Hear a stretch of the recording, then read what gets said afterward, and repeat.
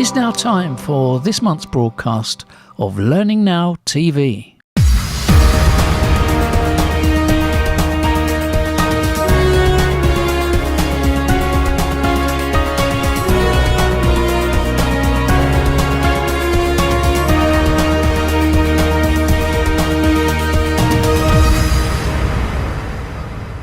Hello and welcome to the first of the May programmes of Learning Now TV. Nigel, can you even believe it is May? I certainly can, and when I look at the calendar and see it's almost halfway through May, I get a kind of frisson down my spine, especially when I look at it's sunny today, but it's been snowing and sleeting and raining and absolutely freezing. Not much of a way. Yep, even in the UK, not much May weather. It's actually warmer in Australia and they're in autumn, heading for winter. That's the way of the world. So what great content have we got to keep us warm and warm the cockles of our heart, Nigel? Well, we're covering the world, as we sometimes do, and I'm very pleased about that. The first person I want to talk about is Beth Hall. She is Head of Learning and Experience, Employee Experience, in the Cotton On Group, which is a big retail chain, one of the biggest in Australia, 1,700 stores around the world, 667 I think in Australia. And she talks about the whole individual experience rather than just focusing on L&D. So her role is very interesting. I think kind of points the way for future kinds of roles. The second person is our very own David Perrin from Fosway, who is talking about the latest Fosway report on skills and the skills agenda, and basically what employees think and what employers think about where skills are going. Definitely worth reading the report and listening to the interview. And the third person is from the US, so we've gone Australia, UK and USA to Sonia Dewadey Burks. And Sonia is talking about the L&D community and the support that's been given during the COVID crisis. So interesting, varied and relevant, Kate. Can't wait. Plus our other contributors, of course. Enjoy the show. Yes, indeed. Enjoy the show.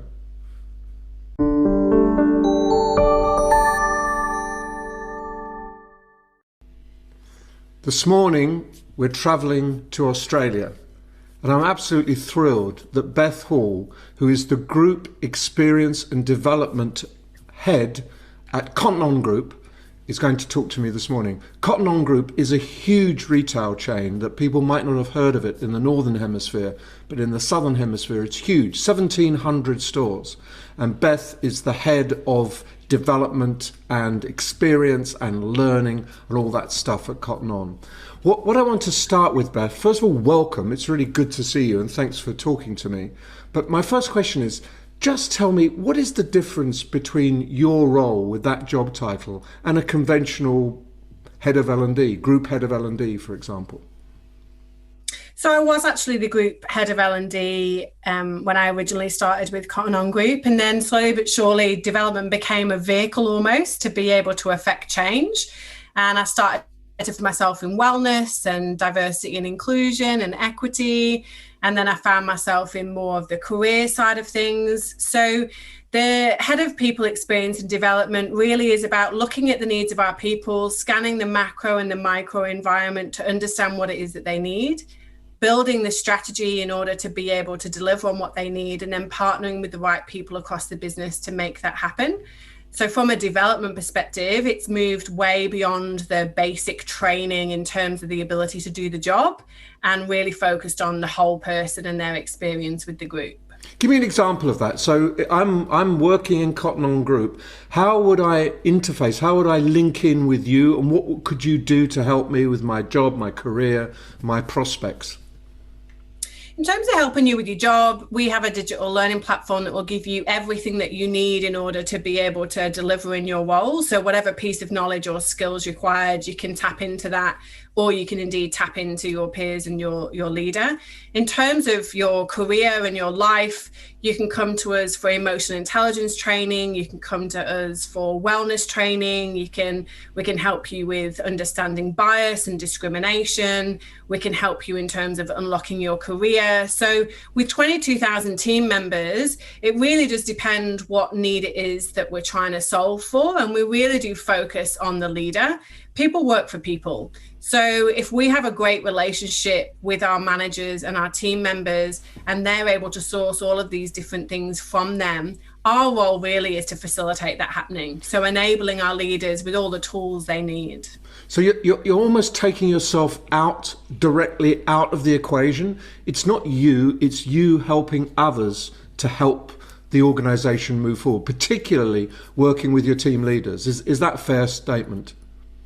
Yes, that is a fair statement. That said, there are certain areas that we're still very hands-on. So when it comes to mental health, when it comes to emotional intelligence, we're still very hands-on in terms of navigating those kind of subject matters to make sure that they are embedded culturally and that we really are setting the right expectation. Whereas other things, when it comes to being able to do your day job or having a career conversation or having a leadership conversation, all of those tools are not only self-serve, but also they're accessible from a leader's perspective in terms of how do you navigate these conversations and how do you develop your people in these areas. What is the difference you make? So, for example, if I was working for another retail chain, what would I notice that is really different about Cotton On?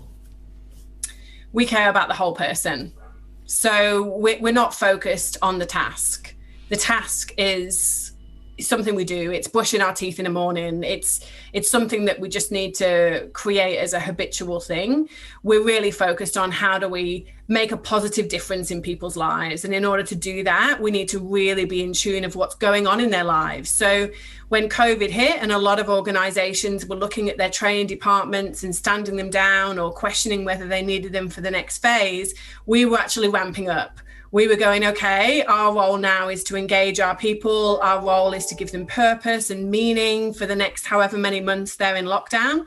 So we launched GrowFest and we focused on giving them support within their living rooms, within their shared houses, wherever it is that they could tap into development opportunities that were not about work, but were just purely about them and supporting them through that period. And about community as well. So in other words, you don't have a knee-jerk reaction, which is there's a person, I'll give them a course. You focus on what they actually need, in which circumstances they happen to find themselves.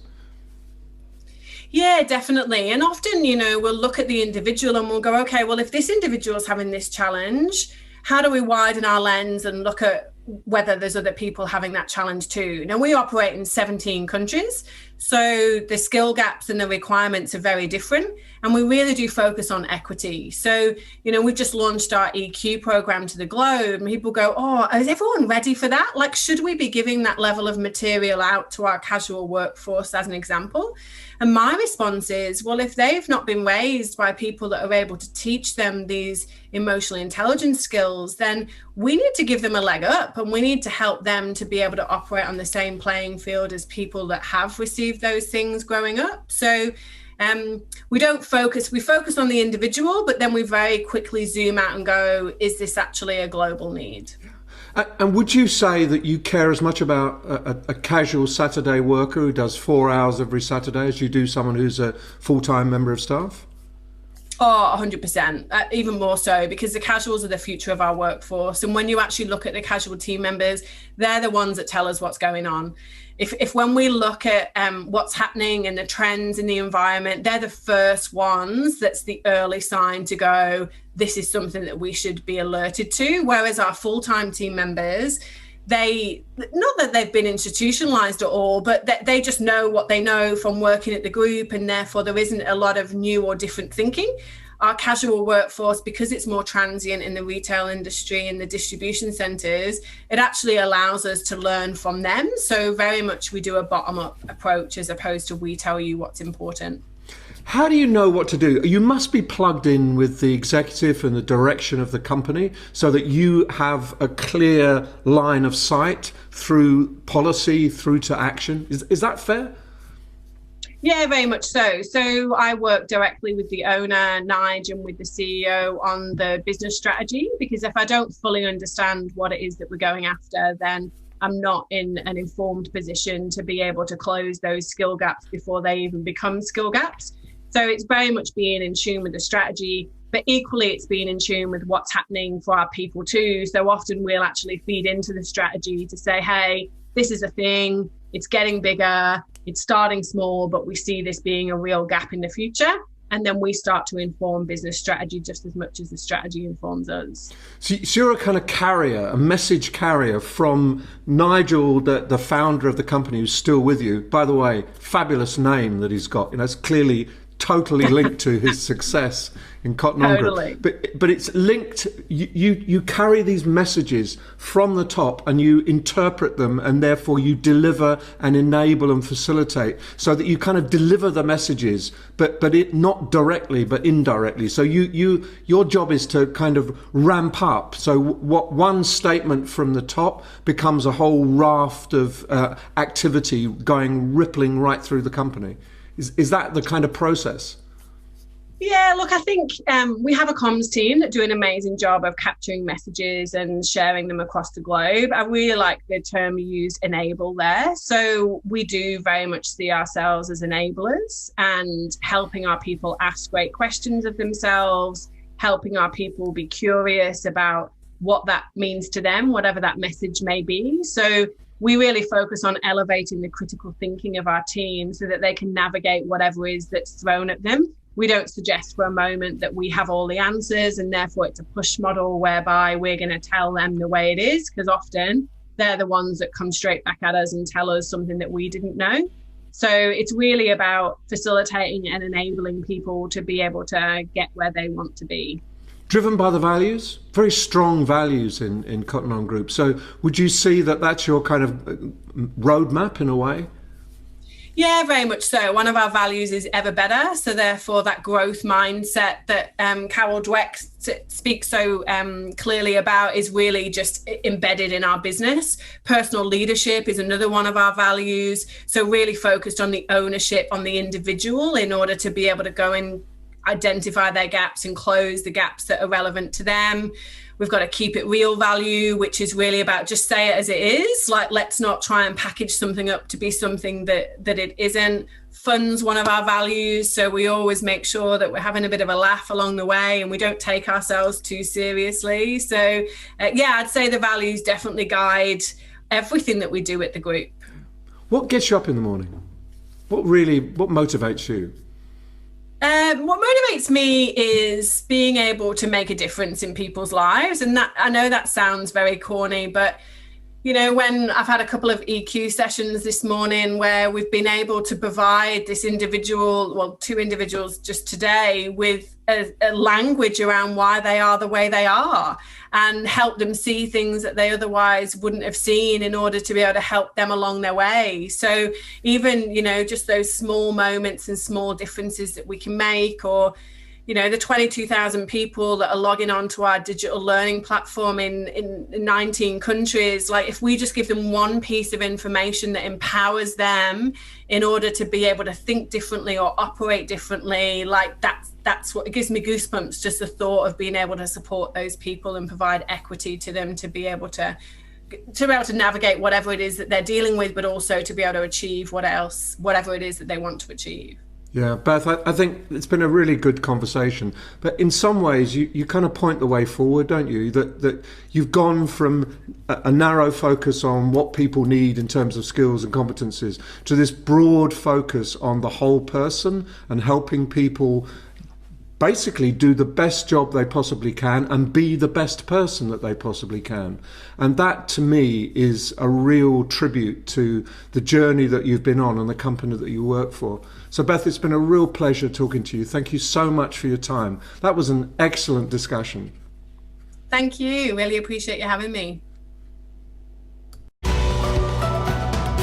DPG's online courses are designed to fit around your life, so you can study anytime, anywhere. Get in touch now for more info.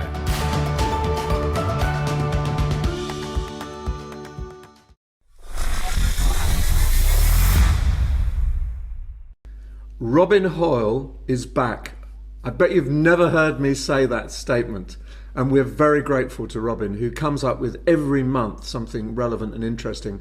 And this month, he's talking about reskilling. And guess what? That's exactly the topic of the discussion with David Perrin. So you have to say, Robin, spot on as usual. Enjoy this. It's very relevant and interesting. At the end of April, McKinsey and Company produced a report based on some survey work that they'd done about how organisations are upskilling their workforce as a result of the COVID-19 pandemic. It makes for interesting reading, although of course it does come with a caveat, which is that with any research based on a survey, there is a self-selection process here.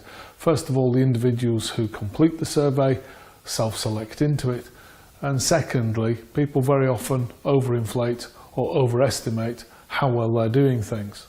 So we need to take it with a little bit of a pinch of salt, but nonetheless, what they found was that organisations who are dealing with rapid change and the acceleration of previous changes as a result of COVID-19 have identified that they've got to work in 3 areas in order to appropriately have the right skills in the right places with the right people at the end of this process in order to move their organisations forward.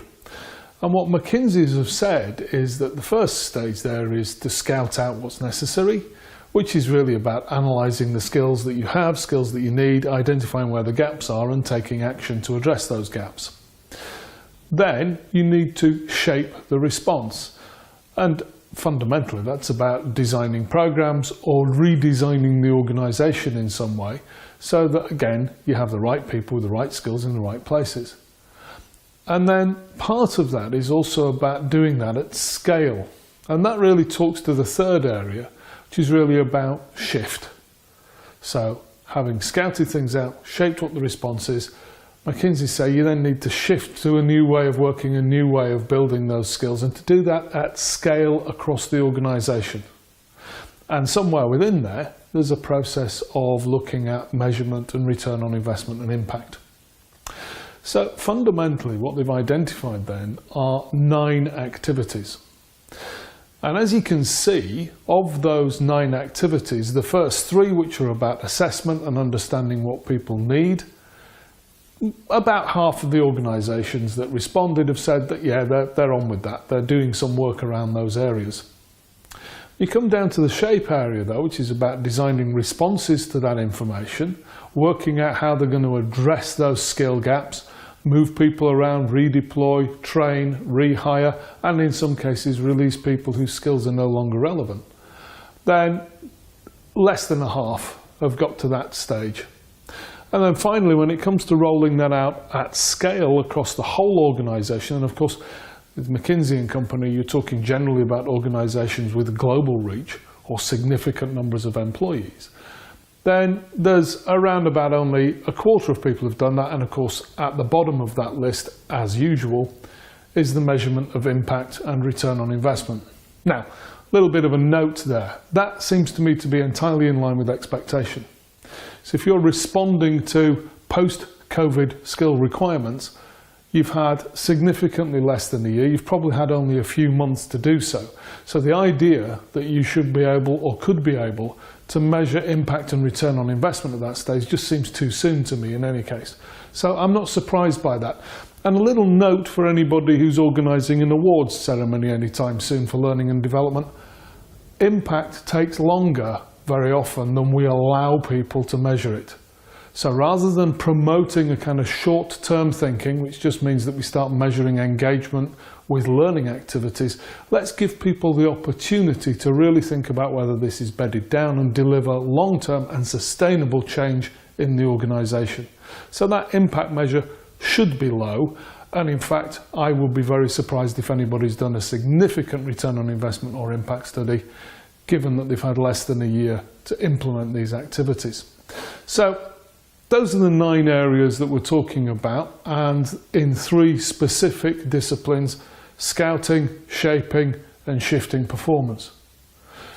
Now, the other thing that McKinsey said in this report, which was really interesting I think, is that in their survey of those organisations who have successfully transformed the skills that they've got, they said that people who are doing all 9 of these activities are actually 94% likely to have achieved significant skill transformation.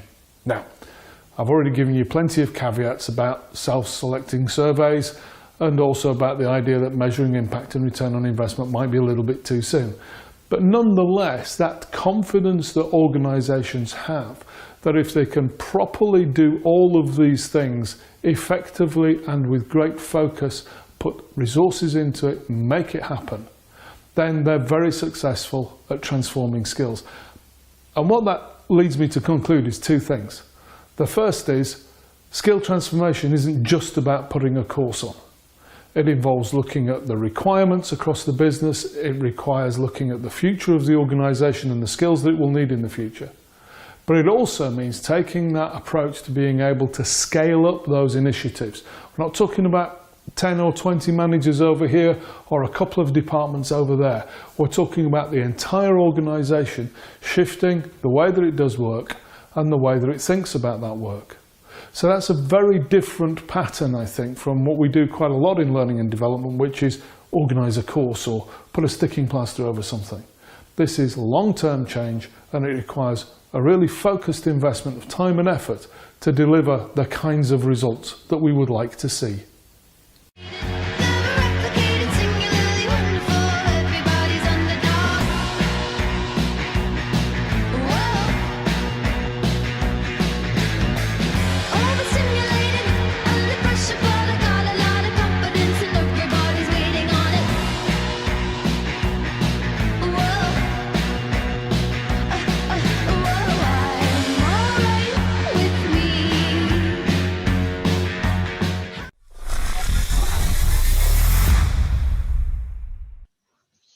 I'm delighted to welcome our next guest to Learning Now Television. Sonia Dewadey Burks and I first met virtually, of course, via Matt and Will's Learning and Development Conference last year. It's fair to say Sonia has been on quite a journey, as have many of us during COVID-19. So I'm delighted to welcome you to Learning Now TV to talk a little bit about your journey and a little bit about what you're doing at the moment. So thanks for coming on. Thanks for having me. And what's going on in my life these days? I'm working as a learning consultant for a larger enterprise. As a consultant, doing some fabulous experiences, building some learning pathways and building learning ecosystems for that particular organization. And, completely excited to do that. And so that's what's going on in my life these days.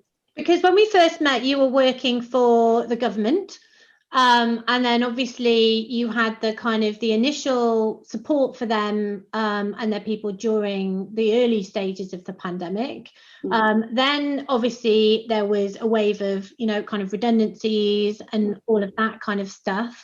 And then you've been on quite an interesting journey in terms of starting to go out and get other consulting work, which you've done brilliantly. But also, I think a lot of people are going through a period of real transition and reflection as the vaccine programs come in and as we sort of start to see a bit of light at the end of the tunnel. And we've talked a little bit about how you kind of took stock before just jumping into a new contract or panicking and thinking, I have to take the first job that comes along. You kind of went through a real process with that. And I think a lot of people would benefit from hearing, some of what you went through with that. I think middle of the pandemic last year, around summer, when the end of the tunnel was not even in sight for the United States, at least. And I may have gone through a burnout and feeling mentally stressed, because in my personal situation here, I was being furloughed from the job that I had. And on the top of that, I was single parenting at the time because I'm a military spouse. My husband was deployed during the COVID times, and that puts additional pressure because your childcare support system is crumbling. Nobody can come to your house to take care of your children while you work, or there are no schools, there are no daycare. So that was me. And at times it did feel, it felt like I am checking all those boxes that people are talking about. I was everything. I was feeling I was the unemployed one. I was also feeling stressed out, and I was single parenting, and it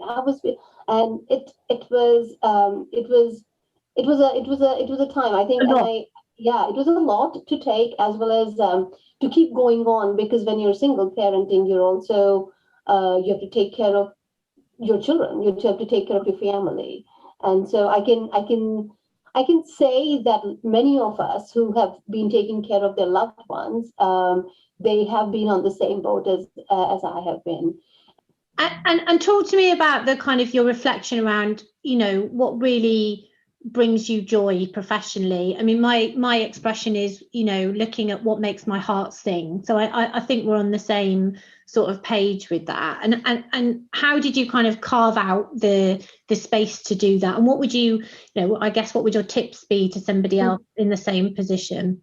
Yes, and so the tips for me would be, if you're feeling overwhelmed and feeling burnt out is real. It's not tabloid news. It happens. You feel disinterested in doing things. You would sign up for things, but you wouldn't complete them. That's a red flag that you actually should be pausing and taking rest. My tips would be to, at that point, pause and get away from what you're doing, because I think you're saturating yourself, and you're going in this vicious cycle of like chasing something that probably is there, but probably you don't have that mental capacity to do it. For me personally, just taking a break for 4 weeks, 3 weeks, 4 weeks in January was very helpful. I dabbled in doing art. I dabbled in doing ink art and Japanese ink art, and learned it. And I every day I was doing things, but not opening the computer and going on LinkedIn and I made that promise to myself that I won't be doing that. The other thing I also realized while I was doing that was, and again, it's not that I had a strategic session going on in my head. It just pops up when your mind is free. Your strengths will come and they will make themselves visible. And so there was no sticky note session in my head. I was not looking for it. It just came up. And I always know that I've always been a person who likes to be in the company of kindred spirits, and serving others and helping others to become better. And I did, and I found the organizations who were doing that, and that's why I'm so grateful to reacquaint myself with L&D Cares. This is tell me a bit more about this, because we're always urging people on this show to network and make the most of learning from their peers and things like that, but it's easier said than done. So L&D Cares is a kind of organic global community, and it sounds fantastic. I mean, can you tell our viewers a little bit about it, how they might be able to get involved? Absolutely. I mean, L&D Cares is a volunteer-run nonprofit organization, and I will share the website address with you all, so you can go and take a look.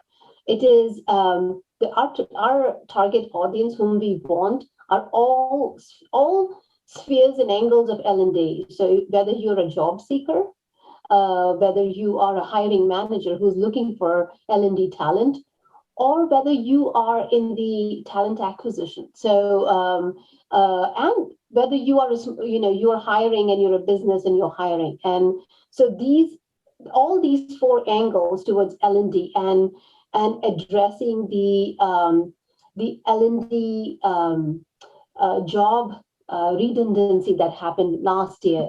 It was the culmination of that, and that's tell me about a little bit about what you were saying to me beforehand about the sort of trying to showcase first-time speakers, for example, and give people that kind of learning opportunity, mentoring opportunity, because I think that is fabulous. There are so many great L&D professionals out there that are, they're reluctant to put themselves forward, or they think that they maybe have a bit of imposter syndrome about speaking. And that sounds fabulous to me. It's called Welcome into the Awesome, and it is happening in June, so next month. And it's an online, completely virtual event, and it is made for it's geared towards first-time speakers. So we are looking for a first-time speaker who is ready to take the plunge in learning how to, learning as well as delivering. So learn as you go. And we have a group of volunteer mentors who have done this before and who are so gracious to help and mentor. So I think as of now, till date, we have about 20 or so speaking proposals that are already in. And we are looking for more. May 8th is their last deadline for submitting your proposals. And even if you're not thinking that, okay, this is probably not the right time, just come on in. Just come on in. Just come in. It's completely free.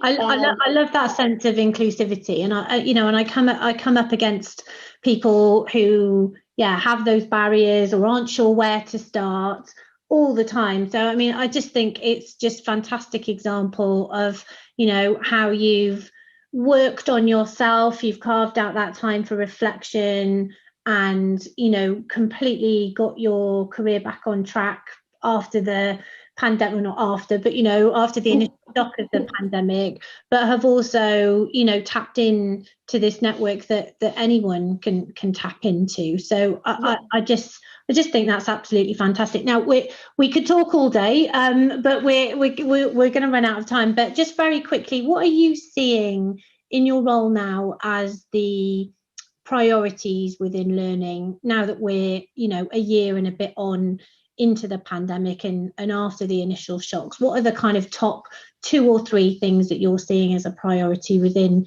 the organisation that you're working with?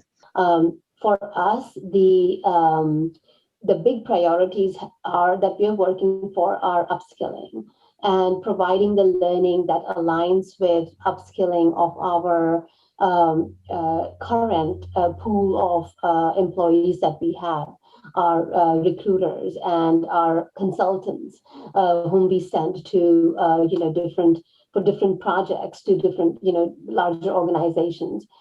We are looking into upskilling them, and for that we are using the learning management, learning LXP, and not learning management system, but LXP, and looking at credentialing, looking at the skills, like going back to the drawing board and looking at skills. What is it that is required today, and how is it going to mature in the next 2 years, in next 5 years, and into the future, and how do we keep all this sustainable? Because now we know, in being in the pandemic, that we have to find ways to remain sustainable, because yes, uncertainty is there, but make systems that can actually pivot themselves easily without much of an issue. And so that's what my work is right now. And you are in great company there. I mean, we are talking to so many people where this reskilling and upskilling piece, the credentialing and the sort of almost the resilience of those systems and processes. How do you future-proof them? So I'd love to check back in with you in a few months' time and see how you're getting on. But Sonia, thank you so much for joining us and being so open and sharing your story with us today. Thank you so much, Kate, for having me. Thanks a lot. Our learning experiences unlock potential, transform the performance of people and organisations, and help millions around the world build happy and successful careers. We change lives with evidence-based learning that works, sparking real change for real impact.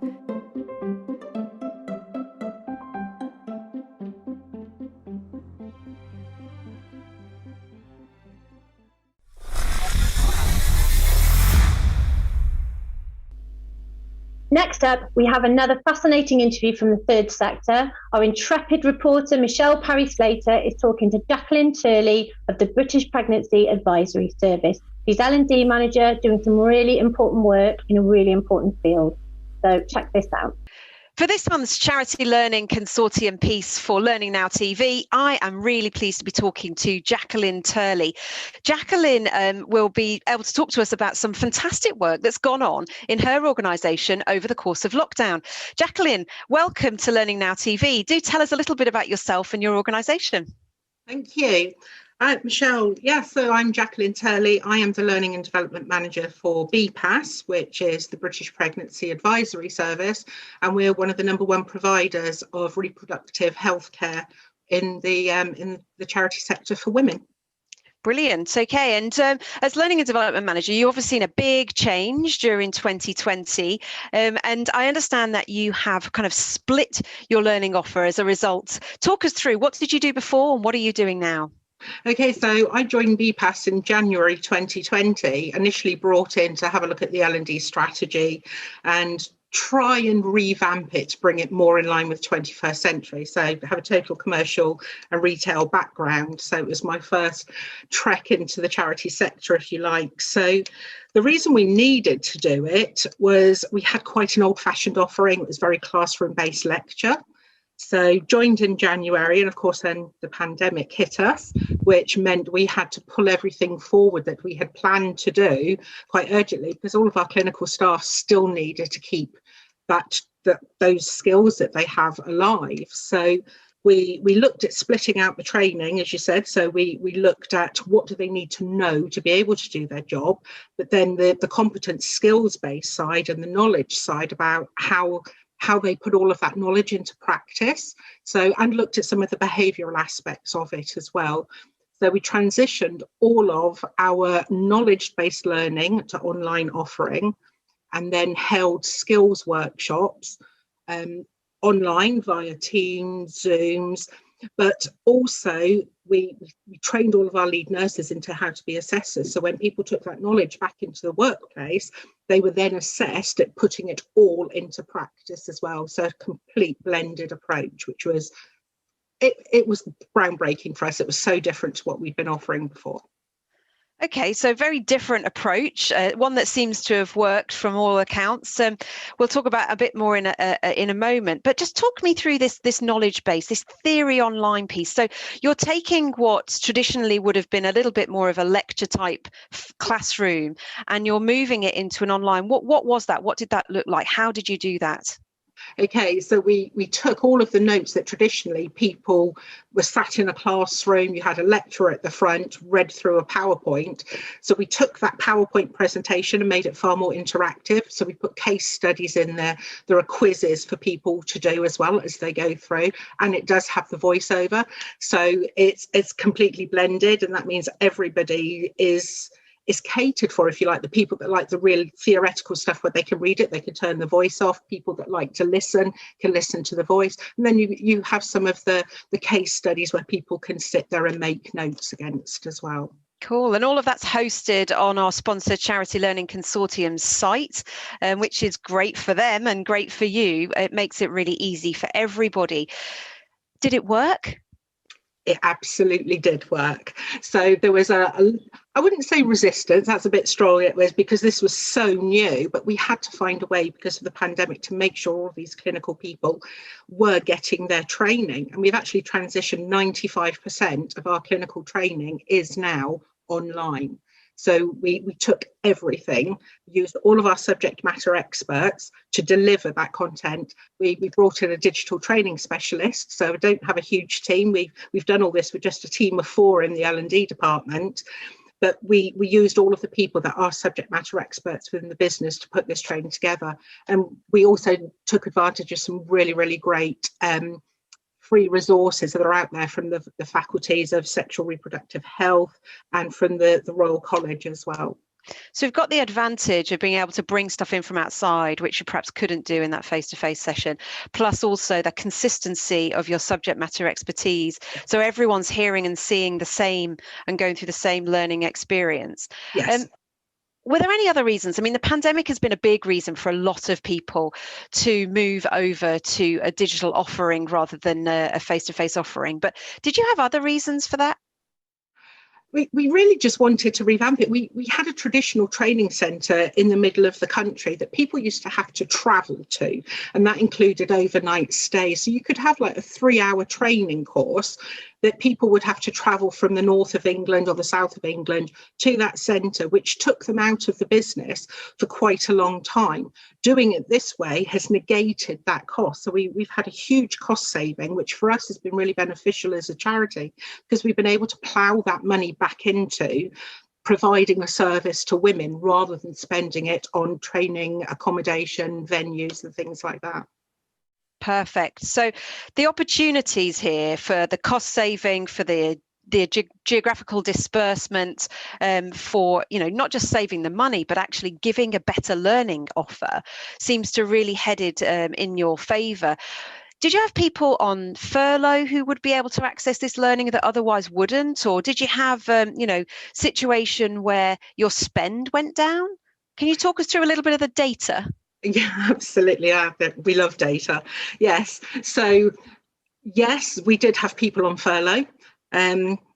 This is why this was so great for them as well, because it meant they could stay in touch. So when we were doing the training, they could still keep in touch with all the changes we were making with regards to the training. They could still do the training courses. We also put policies on there. So when we had change to clinical policy, we hosted that on there as well. And we even ran a clinical forum, which was normally a 1 or 2 day big conference that everybody went to. We actually ran that online, modular. And people that were on furlough could see those changes to policy as well. And our HR policies we put on there too, that people could do that and have the function of asking and being able to send questions. So metrics wise, so I was sat yesterday having a look at the numbers because I have to report on them monthly anyway. So in the financial year 2019 to 2020, we spent just short of £300,000 on training. Last year, we spent £94,000 on training and have delivered more training. So that's the other big advantage, is where we used to run training courses. Say if we were doing safeguarding, which is a big thing for us, we would have about 12 people sat in a room. This way we could update our safeguarding policy, we could get that training out, and we were hitting 200 or 300 people a day rather than just 12 people a day. That's amazing. I mean, so it's beneficial both financially, but it's also beneficial for the people themselves going through the sessions. Yeah. Jacqueline, thank you so much for sharing your story with us today on Learning Now TV. It seems apparent to me that without a shadow of a doubt, so many organisations have benefited from the pandemic. It sounds weird even to say that out loud, but I think it's definitely true when it comes to learning and development. We've accelerated this switch to digital. We've accelerated people's acceptance of the change of the switch to digital as well. And certainly BPAS here are demonstrating they're just one other organisation who's benefited. I wonder how your organisation's benefited, and have you actually moved over to a blended approach just like Jacqueline's been describing? Do keep talking to us on social media, and I'm really keen to find out other charities who we can share their stories. I want to give you the opportunity as the audience of Learning Now TV to learn from the best. So do keep talking to us. I'm MIPS1608 on Twitter, and I know that Learning Now TV #LNTV will be very happy to hear from you. Until next time, thanks very much.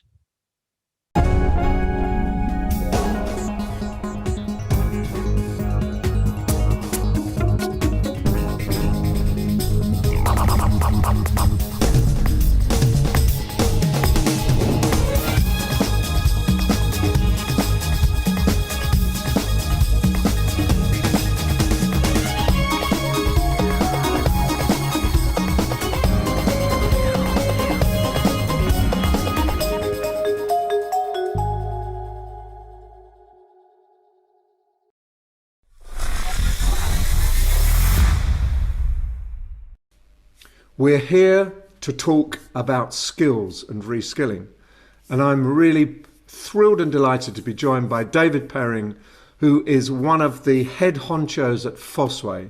And the reason we're talking is because Fosway have released recently a report called The Reskilling Revolution.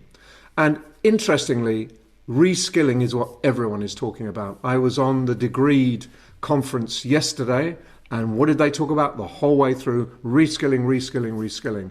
Nobody worth their salt in L&D can talk about anything else at the moment. So David, your report is brilliantly timely, absolutely brilliantly timely. What did you find out? What are you contributing to the debate that hasn't been said already? Oh, that's a very good, that's straight in with a difficult question. Thank you for that, Nigel. I think it's a good question though, because ultimately the trend around this isn't something that's recent. Some of the early adopters have been doing this area around reskilling and thinking about talent mobility in particular for about the last 5 years. And what's interesting is we had some conversations because we released this report in partnership with Talentsoft, who sponsored the report and our effort around it. And a lot of it came out of the back of some really interesting conversations that we'd seen out there from organizations like Schneider Electric and Unilever, and a Talentsoft customer as well, who they'd been planning and using talent mobility in their organization and using skills for, I don't know, 3 or 4 years, starting their journey. And what we wanted to understand is what impact had the pandemic had on their plans, and what changes had it made, and what lessons have they learned in terms of execution, and what was contributed to success. So it's like a long story. We just want to sort of dig a little bit deeper based on what we've heard people say and really understand whether it was hype or not. And what was sort of, I think, fascinating was there's almost sort of 2 responses from the pandemic around the skills and talent mobility. One has been sort of business as usual. So people have just sat on their hands because they haven't been able to move because their organization hasn't been ready. There have been ones that have accelerated.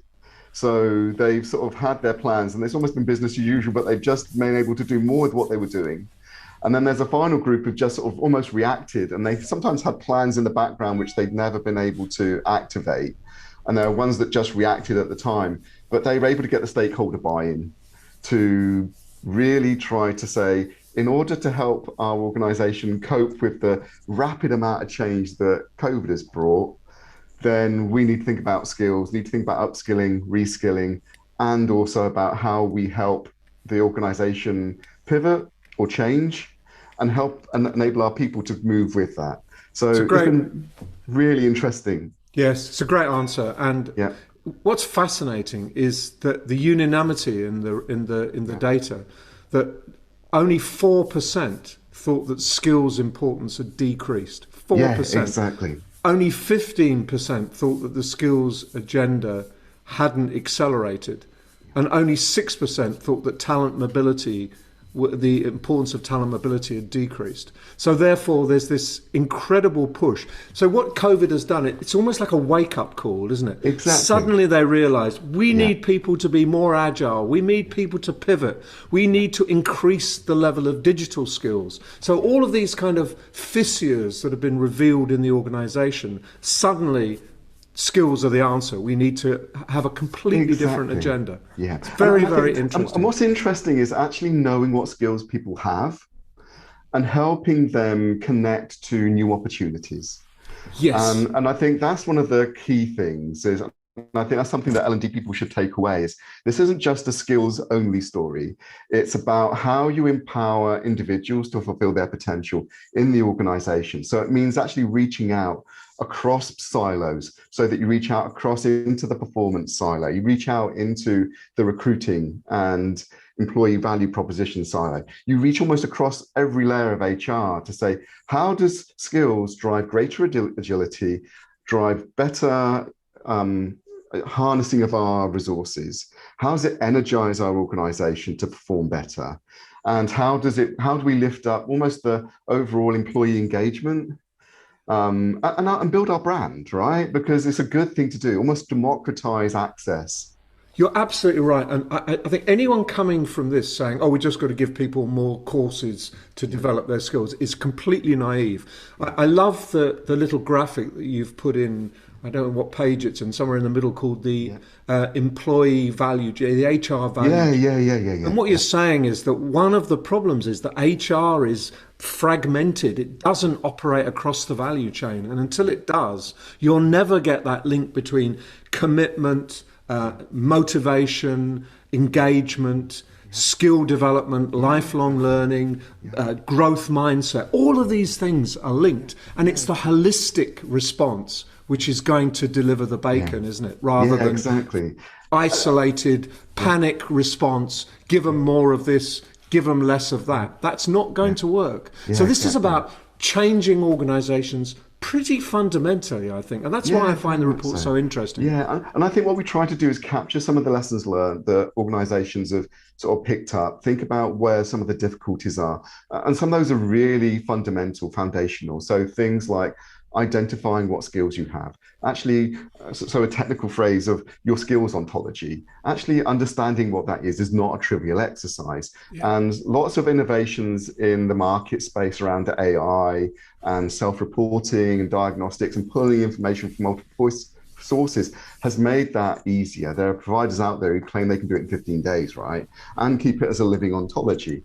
And provide you with the AI which connects your learning to your opportunities, to your people, to your performance, so you can get a holistic view. And I think that's one of the sort of changes that almost the technology has enabled. But this isn't a technology thing. A lot of this is actually a cultural shift of, I'm okay with letting my best people go, which is potentially a volatile statement for many managers in organizations. So it's something that we really need to recalibrate.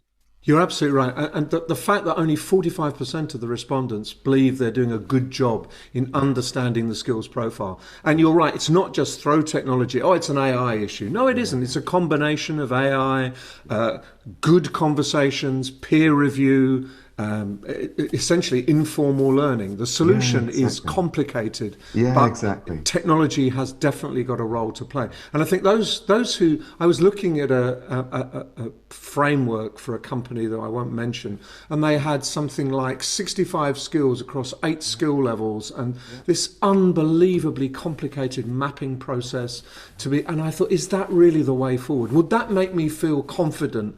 It would make me feel a failure, because clearly across 65 skills and 8 levels, I'm going to look like I'm only half educated. Whereas I think those who focus positively on encouraging people to move in their own way, to encourage them to work with their peers, to informally develop as well as formally develop, they're the companies that are going to win. So it becomes a kind of automatic day-to-day thing, not a, my goodness, let's panic moment. Yeah, exactly. And there's some really exciting things that it brings out in terms of trying to connect people from their aspirations and share their aspirations with the organization. So that can be a factor in helping new opportunities be pushed in their direction. It's not just about job roles, it's about projects which would help maybe build your employability. So what you talked about in terms of learning on the job, that sort of active workplace learning starts to come to life as well, especially when you partner that with mentoring opportunities. So it is a bigger thing. So it's linking skills to opportunities, to mentoring, to learning. And that's why it's a bigger thing. And I think it's something that L&D teams should be getting their fingers into, because it's something that does really apply to them. It can drive, I think, to some extent, a little bit of a learning culture. It's not necessarily for every organization, but I think you'd have to say, and I had this quote from some people I spoke to yesterday, so I'll attribute it to a vet. So why wouldn't you? What sort of organization are you if you're not interested in developing skills and optimizing the use of your people? I agree. And what sort of organization are you if you see that as a singular role based on a very narrow interpretation of skills, a narrow interpretation of skill development, and a narrow interpretation of the role of HR? It's really about thinking big and using this almost as an excuse to rethink the organization and what it does and what it offers its staff. That's the key, isn't it, at the end of it? And they're very pragmatic returns on this in terms of flexibility in the organisation that have improved through the COVID period. And to some extent, lots of the pressures around transformation in organisations that existed pre-COVID are still here. So sustainability, climate change, plasticization of our environment, so many of these things, right, are still here.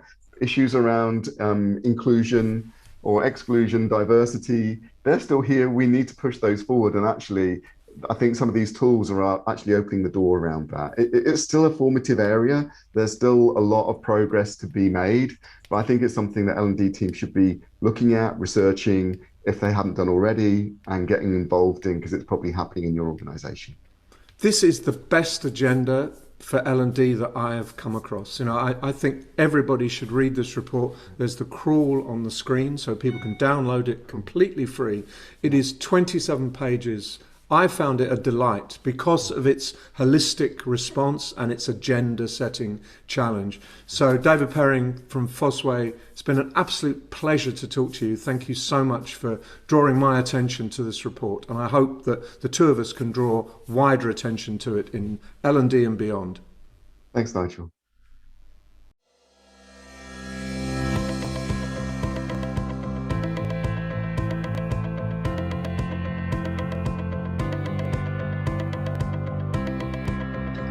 Maybe we'll do that later. Hey, so you can see, this is just like using a whiteboard in a classroom.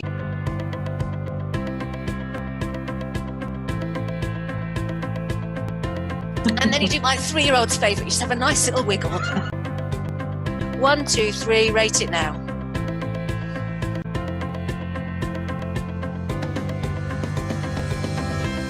A really quick question, you might want to answer this later. You see, I love this.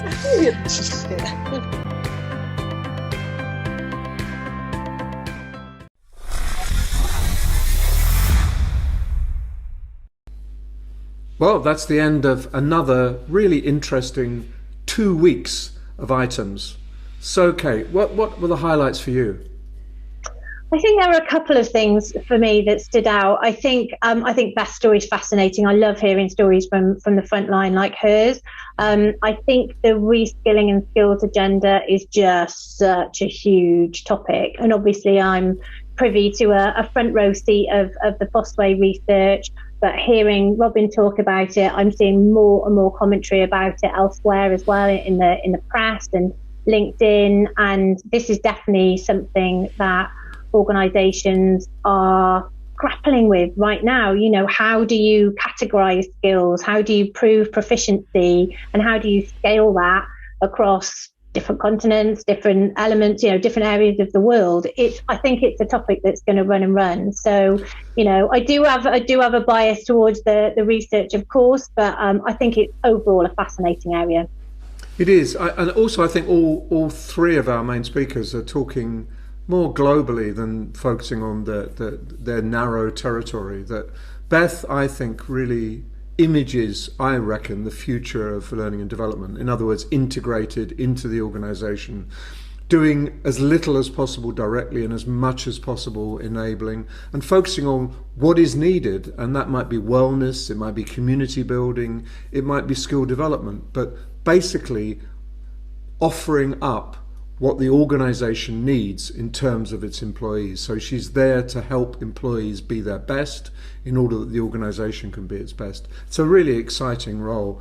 And the skills stuff is huge. And we talked a little bit about it, you'll see with the Beth Hall interview. Skills are not going away. And I think that the pandemic has just revealed the massive gaps between where organizations are, where they want to be, and therefore where staff are and where they want to be.